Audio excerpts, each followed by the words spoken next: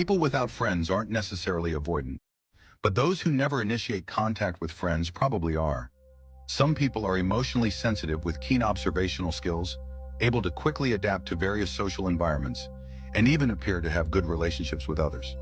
But once they change locations, like moving away for work, they gradually lose touch with old friends and family, as if they vanished into thin air.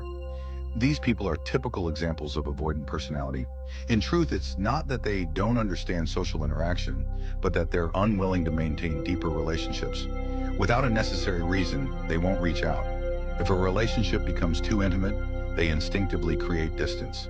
These people may seem carefree, able to chat with anyone about anything, but in reality, very few people truly enter their inner world. People with avoidant tendencies are highly independent, but it's not that they don't want intimacy. They fear depending on others and fear loss even more. This often relates to their childhood experiences. Growing up, they may not have received enough attention and security from their parents, perhaps even being neglected or suppressed. In such environments, they were forced to learn not to rely on others, not to initiate contact, not to express needs, and not to trust others easily.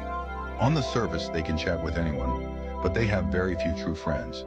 Many misunderstand avoidant types, thinking they're cold, but they're actually just slow to warm up. Once they accept you, they value the relationship greatly, and may even sacrifice a lot for you. But if you part ways, they likely won't reach out again. It's not that they don't care, but that it's inherently difficult for them to take that step. From a psychological perspective, what exactly are avoidant people avoiding?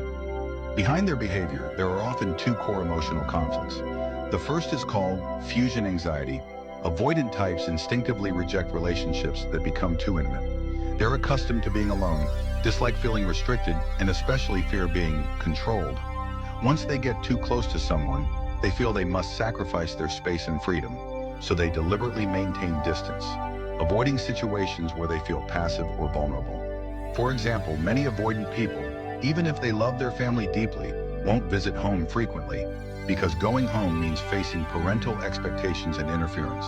They prefer to control their own lives without being bound by emotions.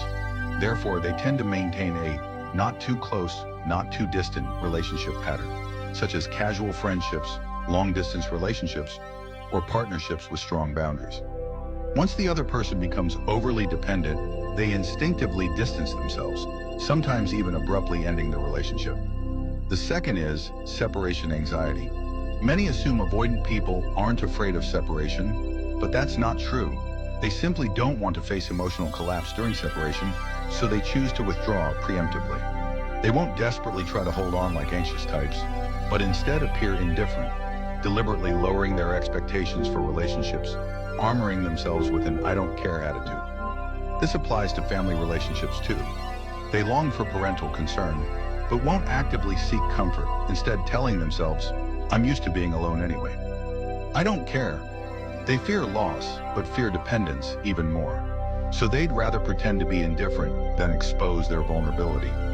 The avoidant personality often gives an impression of independence, rationality, and detachment. But in my view, their independence is forced, their rationality is a defense mechanism, and their detachment is simply fear of experiencing the feelings of being ignored and not receiving love again.